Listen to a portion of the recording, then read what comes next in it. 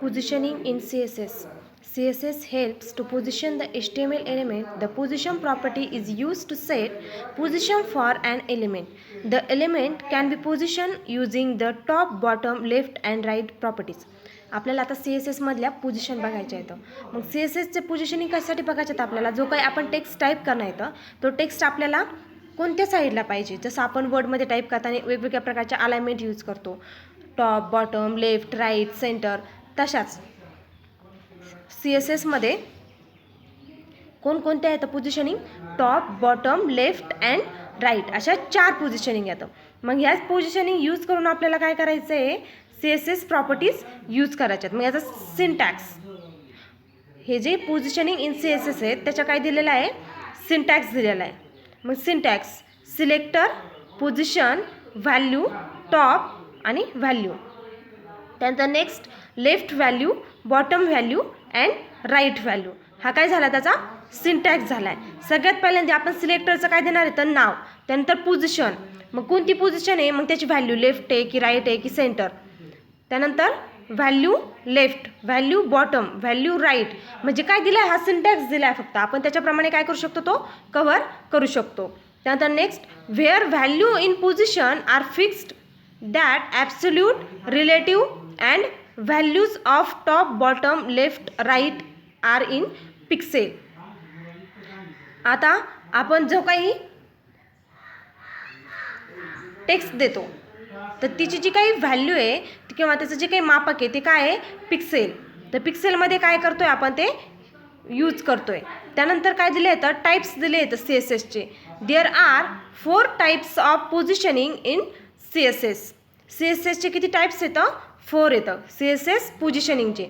आपण ह्याच्या अगोदर काय बघितले येतं टाईप्स ऑफ CSS बघितले. आता आपल्याला काय बघायचं आहे positioning in CSS. Static positioning.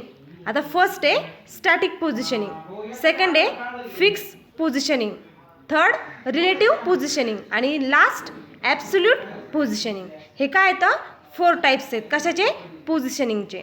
त्यानंतर मग static positioning. This is a by default position for HTML element. आता स्टॅटिक पोझिशन तुम्हाला जर तुम्ही पोझिशनिंग अप्लाय नाही केली किंवा ॲड नाही केली तर बाय डिफॉल्ट तुम्हाला कोणती दिसणार आहे स्टॅटिक पोझिशनिंगच दिसणार आहे. म्हणजे ही कशी आहे बाय डिफॉल्ट आहे. जसं आपण वर्ड्समध्ये टाईप करताना काय आपल्याला बाय डिफॉल्ट कोणती अलाइनमेंट भेटते आहे लेफ्ट अलाइनमेंट. सेम पोझिशनिंगमध्ये बाय डिफॉल्ट पोझिशनिंग कोणती आहे static positioning. It is not affected by the top, bottom, left and right properties.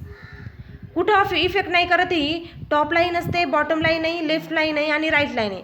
जिथं काही बाय डिफॉल्ट आपलं टाईप होणार आहे तिथं काय होणार आहे आपल्याला ही पोझिशनिंगचा टाईप्स दिसणार आहे. त्यानंतर next fix positioning. This property helps to put the text fixed on the browser. आता ब्राउझरची आता फिक्स पोझिशनिंग प्रॉपर्टी कुठं यूज करणार आहेत आपण तर जो काही टेक्स्टचा फिक्स ब्राउझर आहे. मग टेक्स्टचा फिक्स ब्राउझर कुठे असणार आहे त्या फिक्स ब्राउझरमध्ये काय दिसणार आहे आपल्याला फिक्स पोझिशनिंग प्रॉपर्टी दिसणार आहे. The fix property force an element into a fix position relative to the browser window. The fix element will not move even when the page is scroll. आपण काय केलं आहे ते पेज स्क्रोल केलं आहे, स्क्रोलिंगने मागे पुढे घेतलं आहे, टॉपला घेतलं आहे, बॉटमला घेतलं आहे. तर ही जी काही पोझिशनिंग आहे ही मूव्ह होणार आहे का त्याची पोझिशन चेंज करणार आहे का तो तर नाही. ह्याचा प्रोग्राम आपण नेक्स्ट व्हिडिओमध्ये बघूया. त्यानंतर नेक्स्ट काय आहे रिलेटिव्ह पोझिशनिंग. मग रिलेटिव्ह पोझिशनिंग मीन्स काय the relative positioning property is use to set the element relative to its normal position. Relative पोझिशनिंगमध्ये काय करायचं आहे काय सांगितलं आहे the relative positioning property is use to set the element relative to its normal position. म्हणजे त्याची जी काही नॉर्मल पोझिशन असणार आहे त्याच्या आसपासच काय होणार आहे ही पोझिशनिंगचा टाईप्स आपल्याला अप्लाय झालेला दिसणार आहे. त्यानंतर नेक्स्ट ॲब्सोल्यूट पोझिशनिंग. आता absolute positioning means this property sets an element in a specific location and it is not affected by the flow of the page. Absolute positioning means काय सांगितलं आहे, हे काय आहे, specific location not effect the flow of page.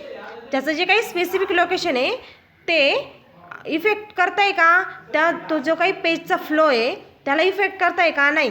The property position the element at the special coordinates relative to your screen top left and corner. काय केलं जातं आहे, हे जे काही ॲब्सोल्यूट पोझिशनिंग आहे त्याच्यामध्ये काय केलं जातं आहे, coordinate relative to your screen top left and कॉर्नरला काय होतं आहे, ॲब्सोल्यूट पोझिशनिंग यूज केली जाते आहे. ह्याचा पण प्रोग्राम आपण बघूयात. त्याच्यानंतर आपल्याला बघायचं आहे हिडिंग टॅग. वेगवेगळ्या प्रकारच्या हिडिंग तुम्हाला माहिती येतं. किती प्रकारचे हिडिंग येतं, 6 हिडिंग येतं. लार्जेस्ट हिडिंग किती कोणती आहे, सगळ्यात largest H1 and smallest heading H6. हे काय येतं, हिडिंग्स येतं. त्यानंतर all level 2 headings will be position 100 pixel from the left of the browser window and 150 pixel from the top of the browser. आता प्रत्येक हिडिंगचं काय दिलेलं आहे, काहीतरी टाईम लिमिटेशन पिक्सेल लिमिट दिलेलं आहे की 2 लाईनीमध्ये किती पिक्सेल अंतर आपण सोडणं येतं जेव्हा आपण हिडिंग टॅग यूज करणार येतं तेव्हा. मग नेक्स्ट बघायचं आहे आपल्याला फ्लोएट प्रॉपर्टी. आता float property, what is means float property. Float is a CSS property. फ्लोएट काय आहे, एक CSS प्रॉपर्टी आहे. Written in CSS file or directly in the style of an element. Directly काय केली जाते आहे, CSS स्टाईलमध्ये अप्लाय केली जाते आहे. The float property define the flow of content. Float property काय डिफाईन करते आहे, कशाचा फ्लो, जे काही कंटेंट दिलेला आहे तुमच्या CSSच्या प्रॉपर्टीमध्ये त्या कंटेंटचा फ्लो दाखवण्याचं काम कोण करतं आहे, फ्लोएट प्रॉपर्टी. त्यानंतर following are the types of floating properties.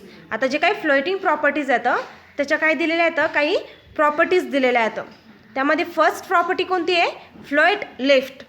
नावामध्येच आहे बघा, float left means this keeps the element float on left side on the container. काय केलं जाणार आहे फ्लोएट प्रॉपर्टीमध्ये, कोणत्या साईडला येणार आहे, त्याच्यामध्ये असणारा जो काही कंटेनर आहे तो कोणत्या साईडला येणार आहे, बाय डिफॉल्ट तर लेफ्ट साईडला. नेक्स्ट आहे float right. This keeps the element float on right side of container. आता ह्याच्यामधला कंटेनर कशामध्ये येणार आहे, तर राईट साईडला. जे काही आपला कंटेनर आहे त्याच्यामधले एलिमेंट कोणत्या साईडला येणार आहेत, राईट साईडला. त्यानंतर नेक्स्ट फ्लोएट नन. आता नन मीन्स काहीच नाही, म्हणजे काय असणार आहे, ते पूर्ण ब्लँक असणार आहे. This is default property that is the show the element as it is.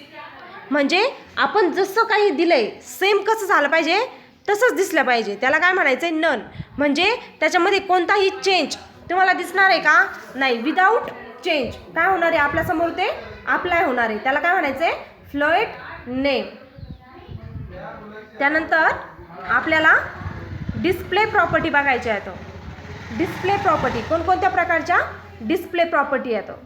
Display property, the display property in CSS defines how the components division, hyperlink, heading for example सांगितलेत त्यांनी, are going to be place on the web page. It specifies how the element is displayed. As the name suggest, this property is used to define the display of different parts of web page.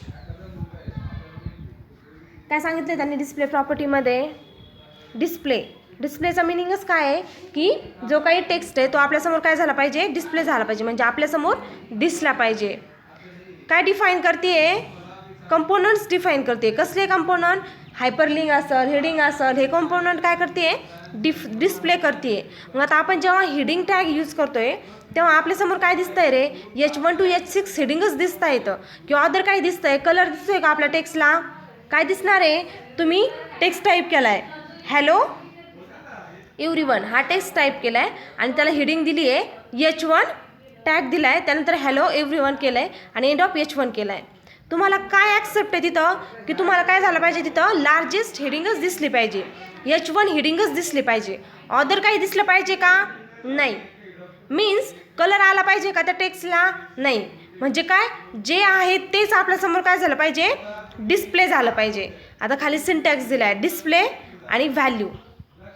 काय display करायचं आहे आपल्याला, एखादी value display करायची आहे, एखादं character display करायचं आहे. काय डिस्प्ले करायचं आहे, ते काय करायचं आहे, डिस्प्ले हा काय द्यायचा आहे, ॲट्रिब्यूट द्यायचा आणि त्याच्यासमोर त्याची व्हॅल्यू डिफाईन करायची आहे.